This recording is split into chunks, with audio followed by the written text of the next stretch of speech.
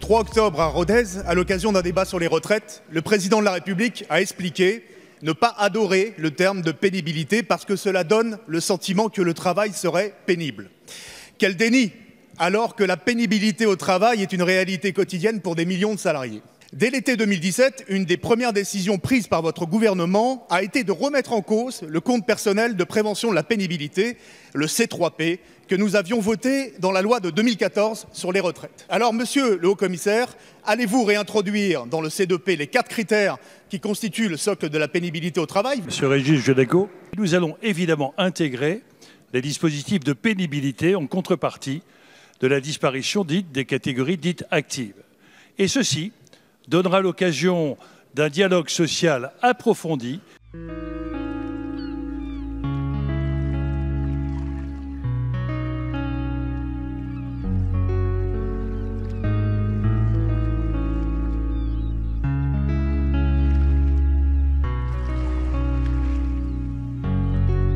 Monsieur le ministre, vous venez d'évoquer la pénibilité au travail. Vous êtes un élu d'un bassin minier, comme moi. Vous savez qu'il existe un régime spécial des retraites des mines. 1400 cotisants, 240 000 bénéficiaires, 1 milliard d'euros de coûts pour l'État. Pour moi, c'est un droit à la réparation. Vous n'évoquez jamais ce régime spécial. Est-ce que vous souhaitez le supprimer? Monsieur le Premier ministre a dit tout à l'heure toutes les règles de compensation démographique.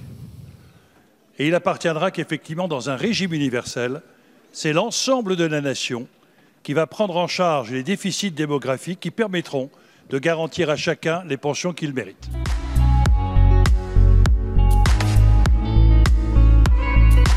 Nous aurions pu discuter dans cet hémicycle du lancement d'une expérimentation du revenu de base dans le cadre de la proposition de loi du groupe socialiste et apparenté.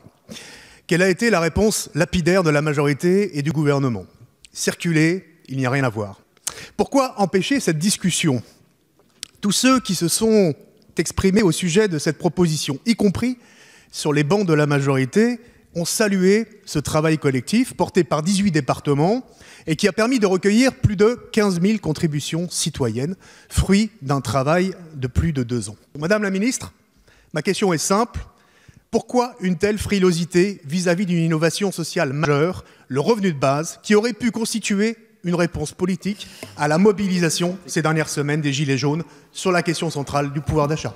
D'abord, oui, nous avons des points de convergence avec les députés socialistes qui ont défendu cette PPL. Pour autant, nous avons des points de divergence qu'il ne faut pas cacher. L'inconditionnalité du versement du revenu de base prévu par la PPL n'est pas dans l'esprit du revenu universel d'activité porté par ce gouvernement, ni même dans le cadre actuel du RSA actuellement en cours.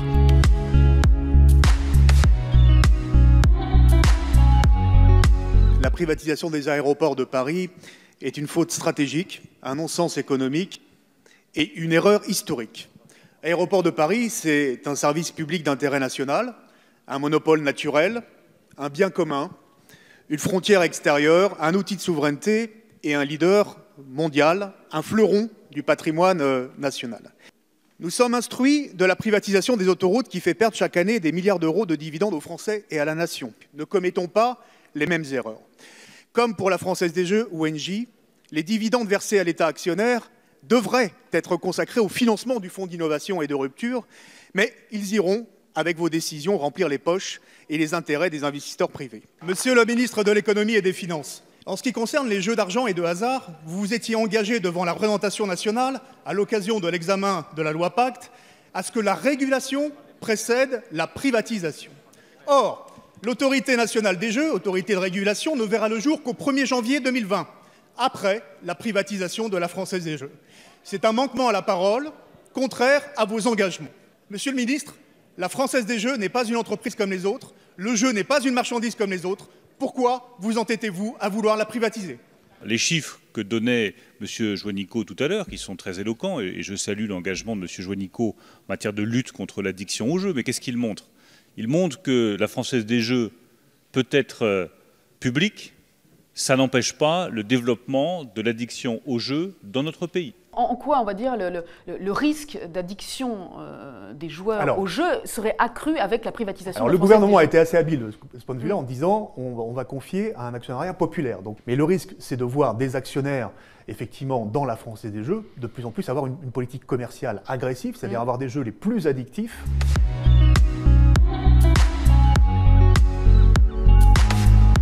Loire Offset Titoulet va être liquidé, il n'y a pas de repreneur. Les salariés l'ont appris vendredi, ils sont en grève et bloquent les marchandises.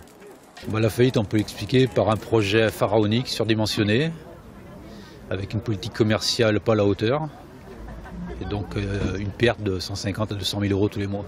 La colère froide des salariés est appuyée par celle des élus, alertés depuis 2016.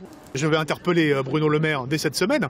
Ce qui a été fait à ces salariés-là, aujourd'hui, par leurs dirigeants d'entreprise, je trouve que c'est une tromperie et quelque part, voilà, ils doivent payer pour ça. La liquidation judiciaire devrait être prononcée le 20 mars par le tribunal de commerce. C'est pas simplement un gâchis industriel, comme il y en a eu ces derniers jours d'ailleurs avec Blanquefort, Ford, ou les fonderies du Poitou. C'est un gâchis humain considérable. On les a trompés, c'est-à-dire qu'on leur a tenu un discours très rassurant sur les possibilités de reprise de l'entreprise. Et puis finalement, comme nous l'avons écrit au préfet dans notre lettre avec Jean-Claude Tissot le 22 février, il y avait de gros doutes sur les possibilités de reprise. Et aujourd'hui, ils se retrouvent au chômage. L'une des 10 plus grosses imprimeries de notre pays, l'entreprise Loire Offset Titoulet, implantée à Saint-Étienne dans ma circonscription, vient de fermer définitivement ses portes. J'ai pu obtenir du préfet de la Loire l'engagement qu'une cellule d'appui pour le reclassement soit mise en place très rapidement, mais les salariés souhaitent également pouvoir négocier un maximum de contreparties à la disparition des emplois et notamment le financement de primes supralégales et de moyens de formation. Monsieur le ministre, ma question est simple. Comment comptez-vous donner satisfaction à ces 133 salariés pour qu'on sorte de ce gâchis industriel et humain? La liquidation judiciaire a été prononcée la semaine dernière. C'est une situation douloureuse pour les 133 salariés. Nous en avons bien conscience. C'est pour cela que nous sommes en train de mettre en place une cellule d'appui à la sécurisation professionnelle qui sera opérationnelle dans les prochains jours.